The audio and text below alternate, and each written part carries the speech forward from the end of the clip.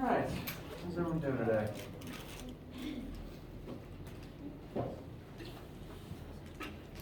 I'm very tired.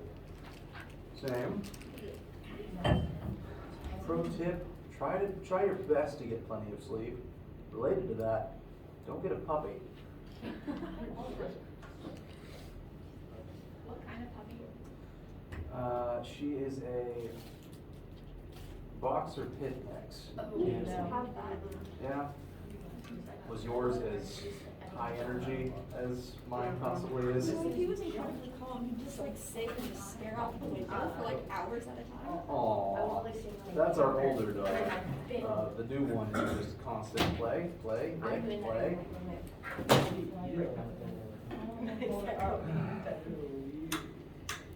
I've heard that What's your boxers puppy's name? are all the derp in the world contained in a small package. All right. Any random questions before we get started?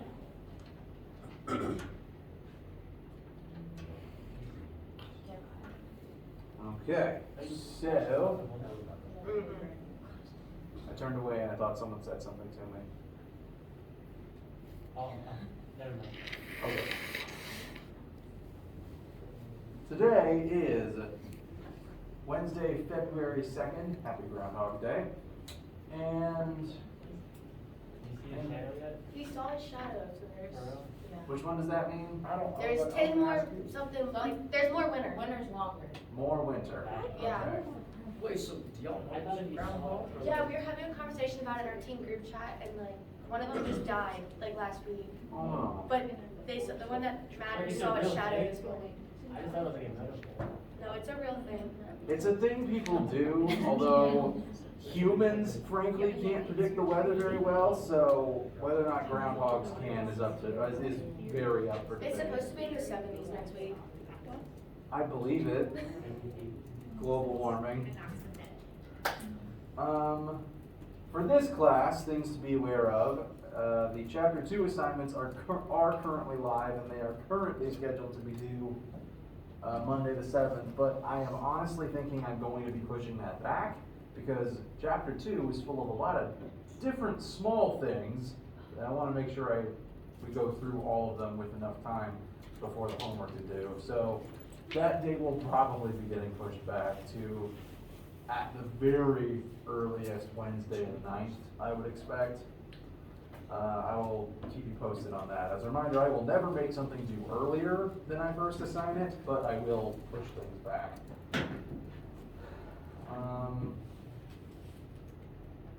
Also, planning a full normal lab for next week.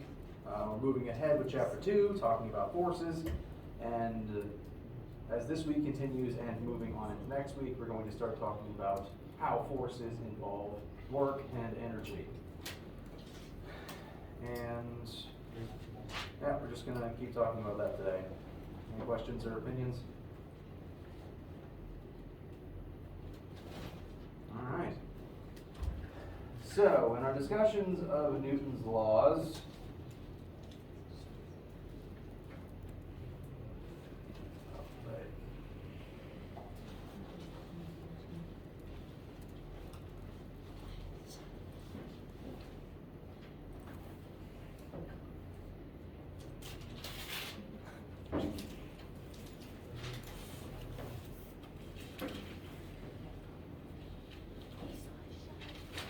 in our discussions of these things, we have started utilizing Newton's second law, and increasingly with, apparently it's still too early for me to be talking.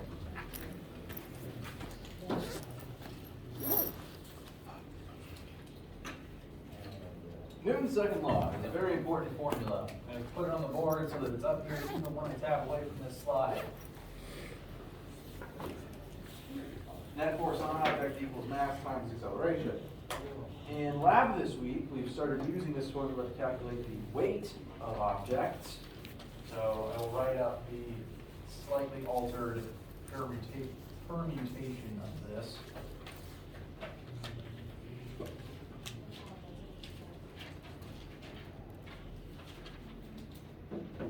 Make sure everyone has it in their notes.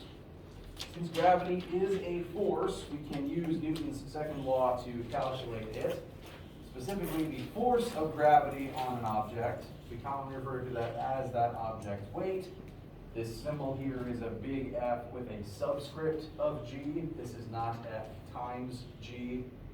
It's a subscript, kind of like when I write the initial, the I is attached. It's not a separate variable. Force of gravity is weight, and we can calculate that by multiplying an object's mass times the acceleration, specifically of gravity, as opposed to the normal acceleration of the object. So using that specific acceleration tells you the force of gravity, and on Earth, that will be the object's weight. This is technically true, even when an object is not in the state of falling. So this is the one time where you can use 9.8, even if something is not necessarily accelerating at that rate. Because the weight is present, the force of gravity is present, even if you're not actively falling.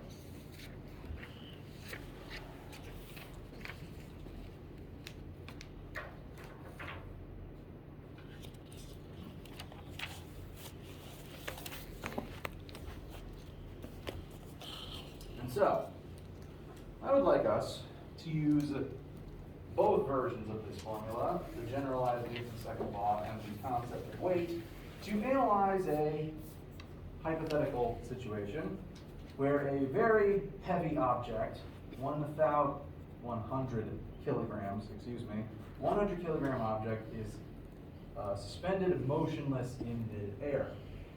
First question to you guys, what is the force of gravity acting upon that object?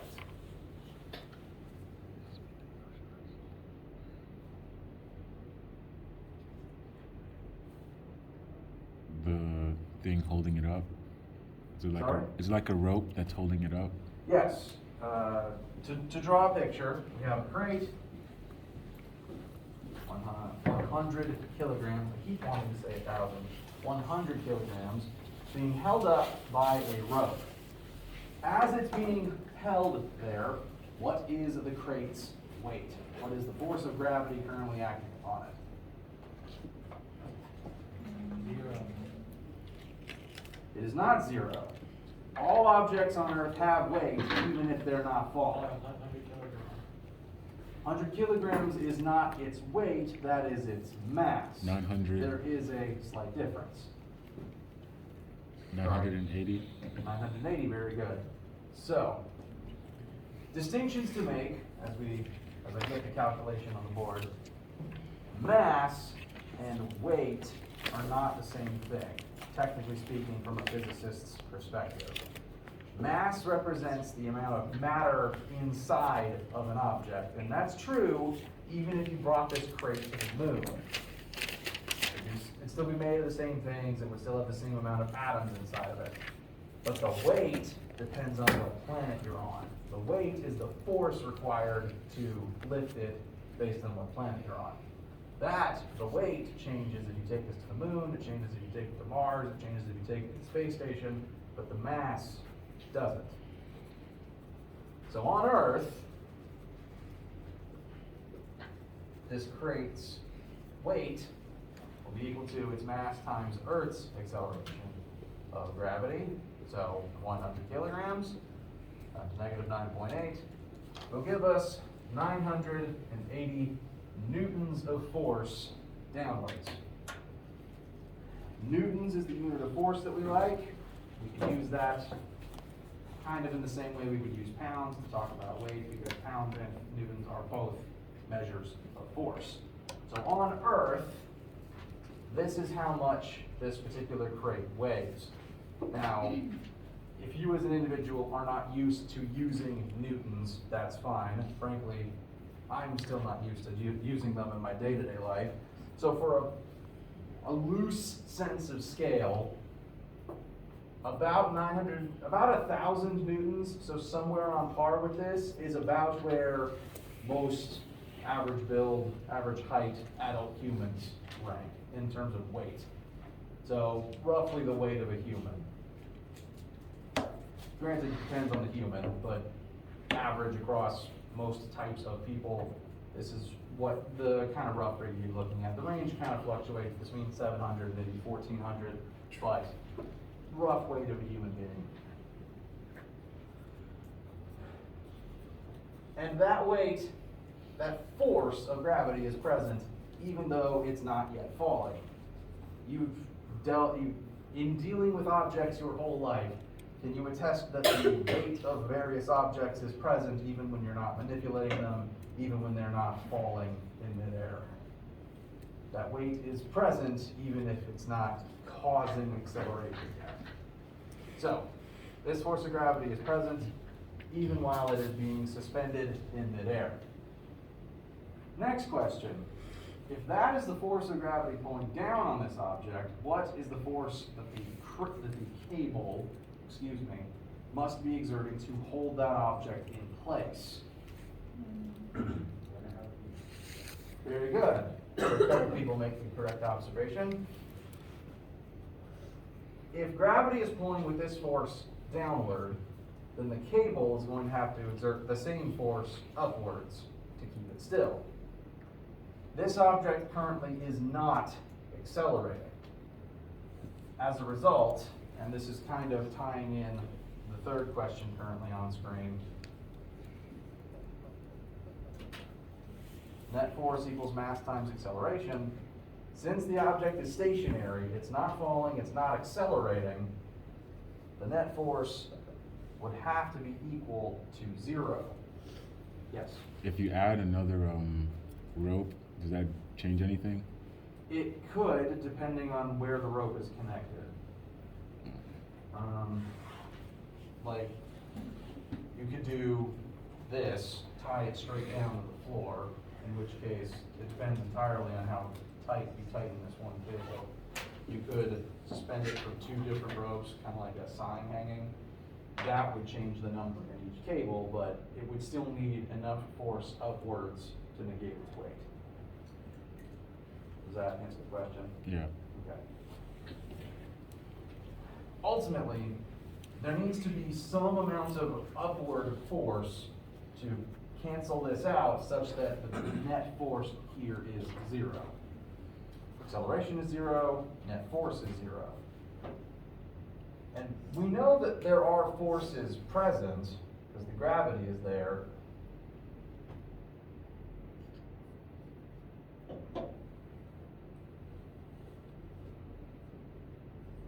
They just add up to 0.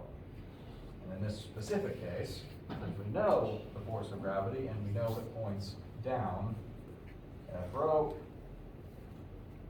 plus negative 980. The negative just means down. Gravity points downwards, equal to 0.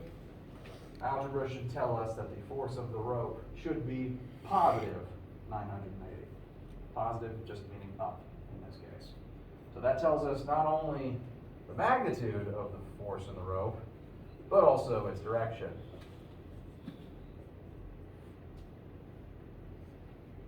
So, general rule here, to hold something in place, all the forces acting on it must be balanced.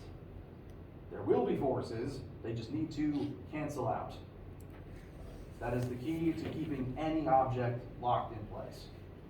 If this cable snaps, suddenly this force vanishes, gravity is the only force present, then it falls. Cool?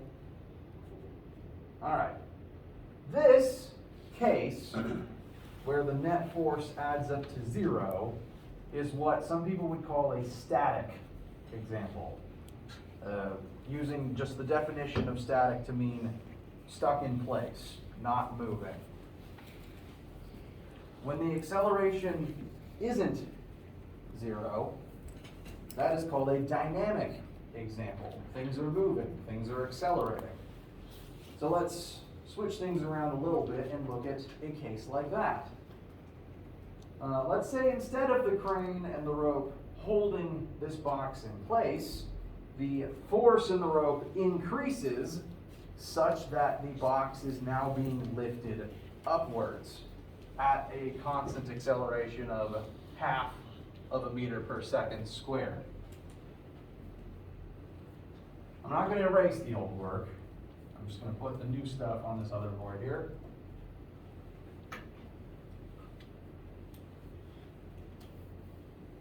So we still have the same 100 kilogram crate, but now it is accelerating upwards. So first question, what is the net force acting on that crate? The net force that is causing that net acceleration.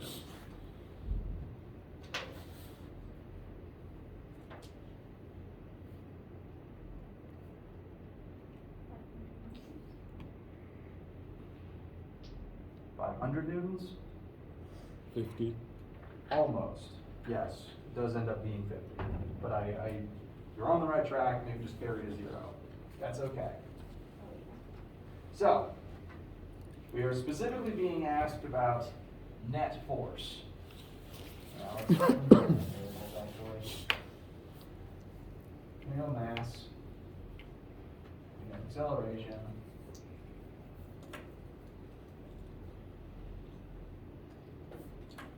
We want to know net force.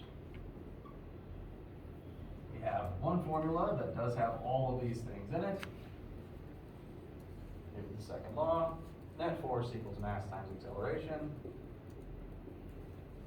100 times 0.5 meters per second gives us a net force of 50 newtons upward.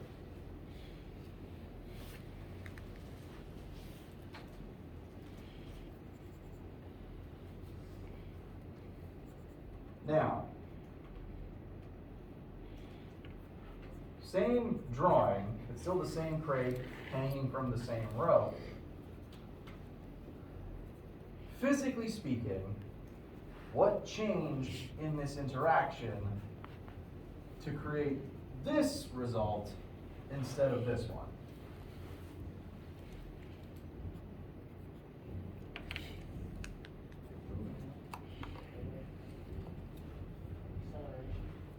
It is accelerating now, which means the forces don't add up to 0. Originally, I'm going to change the drawing a little bit. Originally, there were two forces acting on the box. Force of gravity down, and the force in the rope upwards.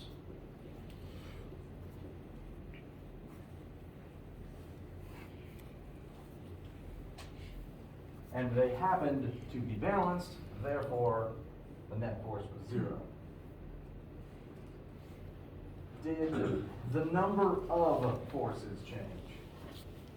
No, it's still the same 2. We still have gravity because we're still on planet Earth.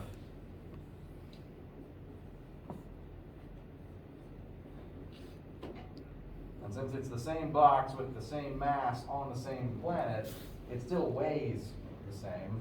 So the same force of gravity is present. And there's still a rope pulling upwards.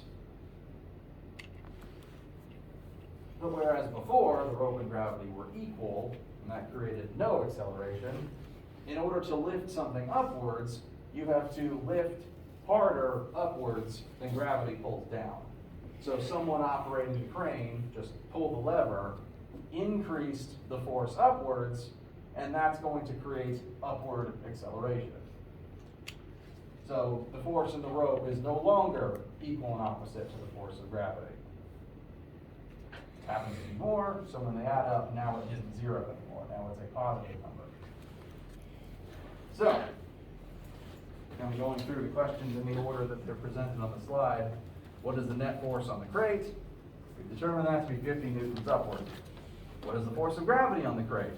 That is the same 980 newtons downward, because we're still on Earth and the crate still has the same mass.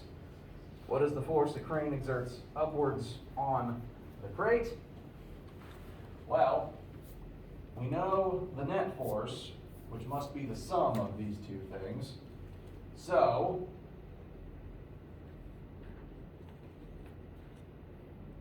the net force must be the sum of all the forces currently present.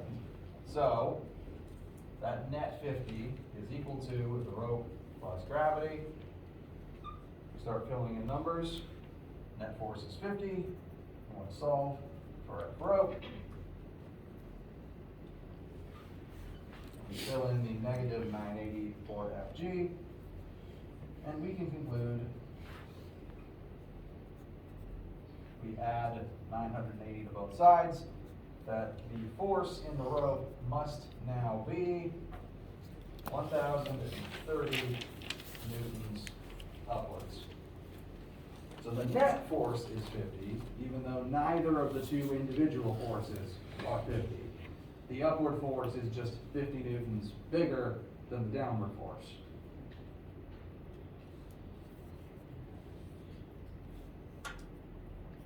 How do we feel? And or is the red marker hard to read?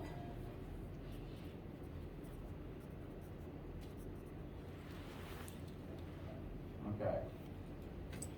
You basically do a calculation like this anytime you lift anything, because whenever something is stationary on a table, the force down must equal the force up. To lift it further, you have to increase the force with which you are lifting upwards, and then it accelerates up. The reverse is true if you lower something, because in that case, the force you exert upwards is then less than gravity, and the net force ends up being negative. So, just the reverse of this.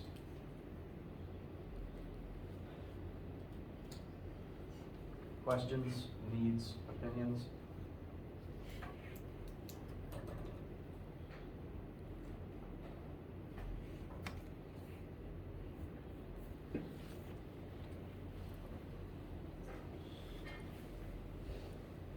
Okay.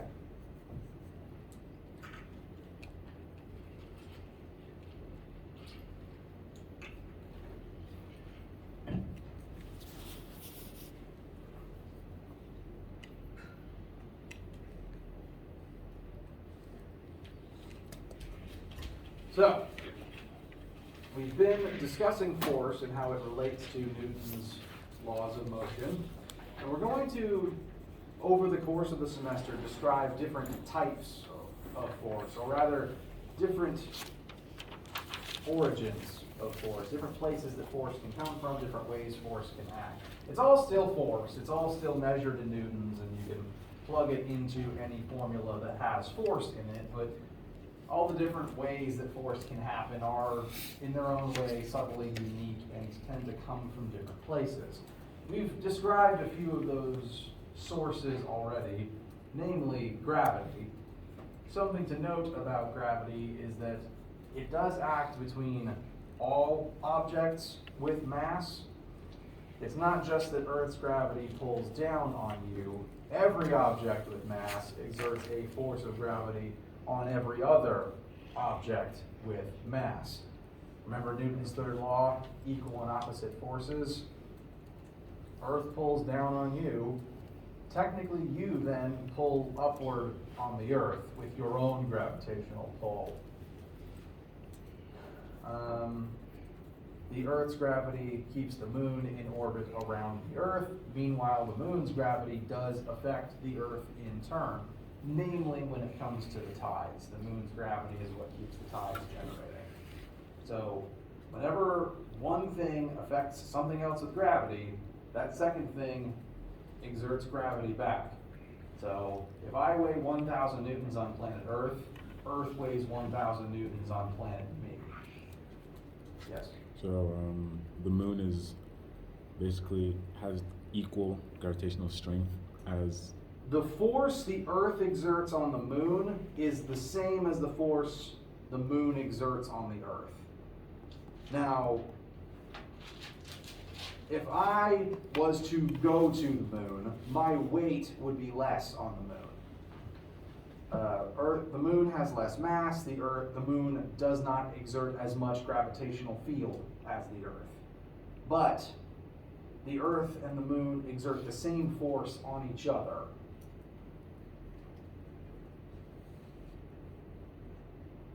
It's not that, okay.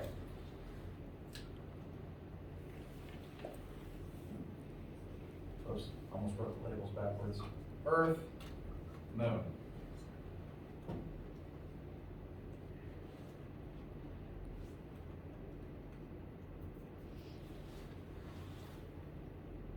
If the same person was to go to both of these rocks, on Earth they would weigh more than they weigh on the Moon. In that way, the Moon's gravity is weaker than Earth's. The quirk is the force that the Earth and the Moon exert on each other are equal. Moon's gravity is still weaker. It absolutely is. The Moon has less mass, it exerts less gravitational pull. But that lower pull is affecting the huge mass of the Earth. The more mass something has, the heavier it always is. And so, Moon's weaker gravity affecting Earth's huge mass creates the same force as the Earth's stronger gravity affecting the Moon's smaller mass. It's kind of like, well, it's like how 2 times 1/2 creates 1, 1/2 times 2 creates 1. Does that help? A little bit, yeah. Okay. We're going to talk more about gravity and why this interaction works the way it does, or at least the formula for why it works the way it does later on. Main thing to know right now is the force of gravity between 2 specific objects is the same for each. If I weigh 1,000 newtons on Earth, Earth weighs 1,000 newtons on me. I mean, if you think about it, I'm kind of a planet and Earth is standing on my surface, from a matter of perspective. Okay, gravity is one type of force. It is a very quirky force in that it can work from a distance. Some other forces that we will continue to talk about include tension. This is the force that a rope exerts when you pull it outward on either side. The cables in the crane question from a second ago are a good example of this. And I'm going to use this power cord in lieu of an actual rope. When I pull outwards on either side, the rope will pull inwards on both sides as a reaction to that. Whenever you hang something from a rope, it is able to exert a force like we do. It just kind of carries that force from one side to the other. If I pull leftwards on this side, the rope will also pull on my other hand as well. It carries the force from one side to the other. And of equal importance, the force that the rope exerts on the 2 sides is equal. The one rope can only exert the same force inward on both ends. We'll primarily be using tension in cases where one object is hanging and there's a force of tension lifting it upwards. But when I say the word tension, I specifically mean force in a rope. And, you know what? I'm actually going to jump ahead just a little bit to a slightly different version of this slide.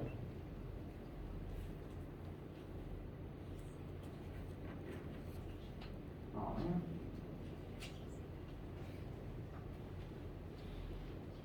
Yeah, I'm sorry, my slides are a little out of order. I want to talk more about friction later. But right now, the next force I want us to focus on is normal force, which does not actually mean basic standard force. Normal force, as described in physics, is a very specific thing that occurs pretty commonly, I will admit. But the word normal in the name doesn't refer to the meaning typical.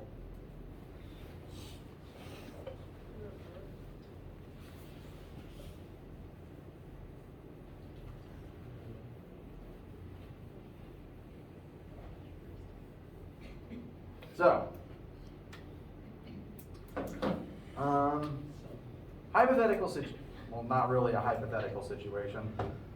it's a situation you encounter pretty regularly. Let's say you lay down on your bed or your couch, what have you. Are you accelerating while you are on that object? Could be anything, bed, couch, chair, something that is supporting you while you rest. Are you accelerating while you're sitting still? No. And since you're not accelerating, the net force acting on you must equal 0. This is true of all of you sitting in this room where you're sitting right now. From my frame of reference, you're not accelerating. The net force on you is 0. Now, is gravity acting on all of you right now? Yes. You're on planet Earth, you all have mass, therefore you do all still have weight. So, net force is the sum of all forces. Gravity must be present. It must be one of the forces going into that sum. But you're not accelerating, so there must be some other force negating gravity to keep you where you're currently sitting. Normal force is that force. Right now, in all of your chairs, the chair is exerting a force upward as a reaction to you pressing down into it. Normal force is that reaction force. So anytime a surface, a chair, a desk, the floor, exerts a force out of itself, out of its surface to counteract being acted upon, we call that a normal force. And for the sake of this class, normal force is going to be the thing that surfaces exert to keep objects from falling through them. You are not falling through your chairs right now because the chair is holding you upwards with a normal force. And the reason we call it normal force, again, it's not to mean typical or common force. In math, the word normal can mean perpendicular. Sometimes in math, sometimes in physics, if you hear the word normal, it means perpendicular. And I don't know where that trend started, but it happens a lot in geometry. And so we call this normal force because if you think of the seat of your chair as a flat horizontal line, the upward force your chair exerts on you is perpendicular to the horizontal surface of the desk or the chair or whatever you're currently sitting on. And that's why we call it normal force. It's perpendicular to the surface creating it. So it's normal to the surface creating it. I wanted to explain that because I'm going to call it normal force because everyone calls it normal force, and I wanted you to know where that came from. Normal force is everywhere. It's constantly equalizing out other forces to keep objects in place. Every object currently seated, everything on this desk has a normal force from the desk pointing upwards, keeping the objects from falling down through the desk. The only time that you wouldn't have a normal force acting on you is if you aren't touching a surface, in which case you'd probably be falling. So it's kind of universally present as long as you're on Earth's surface. Yes? What about like if you have like an object that like spins to stay in the air? What's like negating that since there's no surface touching it? Great question. That would functionally be flying, or possibly falling with style. You're right, there's no surface, there wouldn't be a normal force. Most forms of flying or slow falling are due to very specific uses of air resistance. To broadly generalize, gravity wants to pull this marker and this piece of paper down at the same rate, but paper is very good at using air resistance to slow its descent, whereas the marker isn't. That has to do with a lot of complicated surface area math relative to its weight. So, the case I'm specifically thinking of is like little helicopter seeds that fall out of trees. They spin, and as they spin, they're using air resistance kind of the same way the wing of a plane does to slow its fall. There is an upward force. It's not caused by a surface, it's caused by lift generated from the air passing over its wing. Does that answer the question?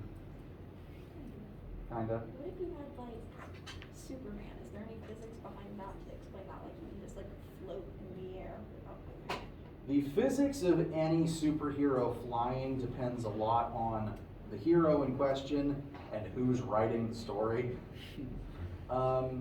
I do very much enjoy comic book superhero stories, and I actually have a book analyzing the physics of those heroes. In the case of Superman, this doesn't come up very much, but the source of Superman's powers is sunlight. He absorbs sunlight kind of like a plant and is able to process it into energy. And he's able to do all kinds of crazy things with that energy once he has it. The way that he flies is usually explained as intensifying his own electrical field, his own biomagnetism, his own bioelectricity, to the point that it's exerting a force upward on him as it interacts with Earth's magnetic field. So he's just his own normal force. Say again, sorry? So he's just like his own normal force to counteract it? Like he's just staying in place? It's not technically a normal force because an object's surface isn't creating it. It's a magnetic force. And magnets are their own source of weirdness, which we're going to talk about at the end of the semester because it's the hardest thing we discuss. But to quote the meme, magnets. That didn't elaborate on anything, I apologize. Yeah, the way Superman flies is typically very poorly explained. He actually wasn't always able to fly. In the first comics, you know the whole spiel, faster, stronger than a locomotive, able to leap tall buildings in a single bound. In the original comics, that was all he could do. No heat vision, no flying, just jump and punch real good. The flying came later after they kept adding powers to him. Yeah, his flying is one of the weirdest parts of comics, honestly, because sometimes they address it's his magnetic field, sometimes they don't. And then there's Wonder Woman, whose flight is literally just magic.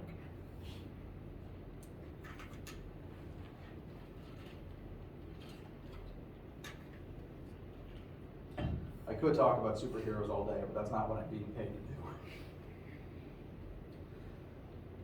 Yet. Anyway. Okay. Normal force. Surfaces create normal force. And the reason they create normal force is because of Newton's third law. Whenever you push into a surface, normal force is that surface exerting a force back to counteract that fact. So, I sit in chair, my body exerts a force down on the chair exerts a force back up on me. It's the same action-reaction. And the surfaces don't necessarily have to be horizontal to exert normal force, because me leaning against the vertical wall, I act on the wall acts back out on me. That force from the wall, even though the wall is vertical and the force is horizontal, that's still a normal force. Because it's a surface creating a force perpendicularly out of its surface as a response to something else. So, pretty much anytime a surface is involved, there will usually be a normal force involved trying to balance things out. Anytime something is not falling through the floor, there's a normal force present. Questions so far? Okay. Now we have, okay.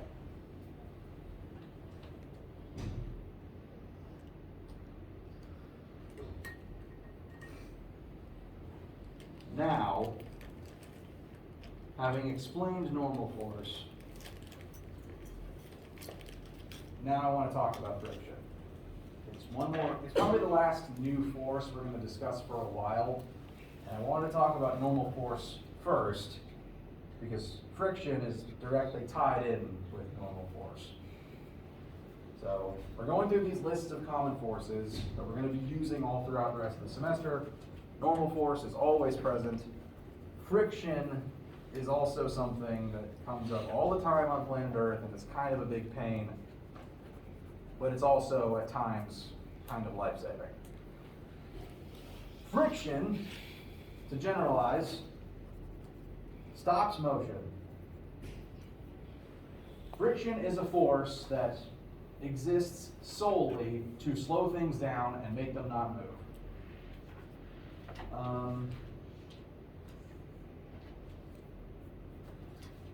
Anyone who plays sports, if you kick, throw, whatever you do with the ball in the sport that you play, as it rolls along the ground, the friction is the reason it eventually stops. Friction is the reason why car engines overheat, among other things. The force of friction stops movement. And you've dealt with it your whole lives, you've felt it, you deal with it literally every time you take a step. Does anyone know where it comes from?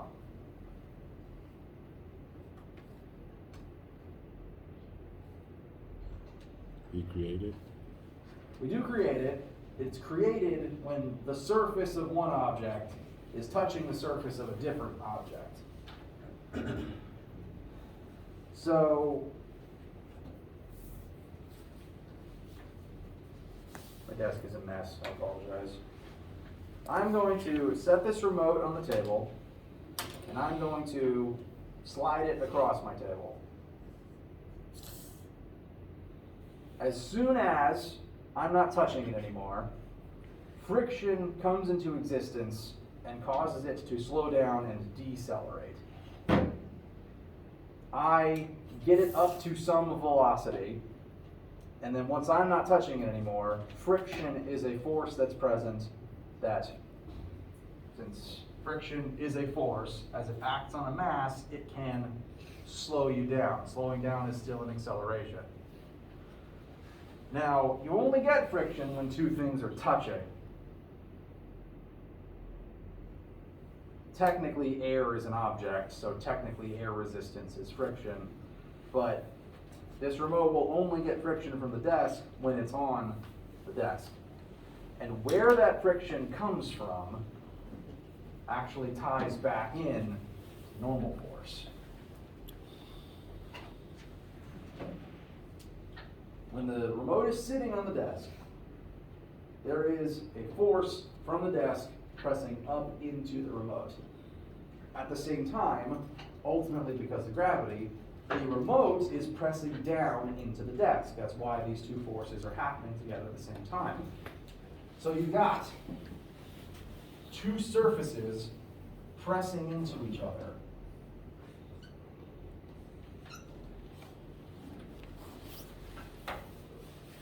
If you take your hands and just gently slide them across each other, that's relatively simple, doesn't take a lot of force. But if you press your hands harder into each other, does it become, what happens when you try to slide them across each other now? It becomes harder. It's harder. Somehow there's more friction when you've increased the inward force between the two surfaces. As an object's weight and as normal force rises, friction also rises. Because as these forces get bigger, these two surfaces are literally pressing harder into each other. And secretly, if you were to take a microscope and zoom in on these surfaces, like go down, maybe not around the microscopic level,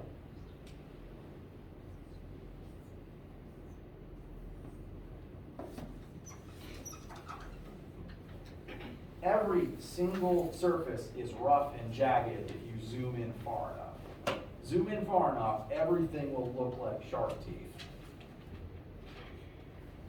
So when two surfaces are touching and literally forcing into each other, it's like the teeth of gears literally slotting into each other. And when you try to slide those two objects across each other, you are trying to grind those teeth out of and past each other. That's where friction comes from. And this is why smoother, slicker things have less friction. Things like highly polished surfaces or grease. They're slicker, they have less of this, there's less friction. Yes? Does ice have friction? Ice does have friction. Technically, all matter creates friction. Again, even air, frankly. Ice is just very, if you zoom in far enough on the atomic structure of ice, it's very uniform. It doesn't, like, it does have these peaks, but they're not very chaotic, like you expect for, like, sandpaper or something. It's more uniform, it's easier to deal with. Same with polished glass or the surface of a skating rink. Very polished, very uniform. The rougher something is, the more unpredictable these little jagged peaks zoomed in are, the more friction you tend to create. And next time, we're going to be looking at the math behind normal force and friction, how that all ties into the process of doing the work. Questions? All right. Working on chapter 2 homework. As a reminder, you haven't seen everything, you need to finish it yet, but do please get started. When you start, maybe you're ready to continue. And if I don't see you for lab today, have a wonderful day. No, it's a video. Yeah.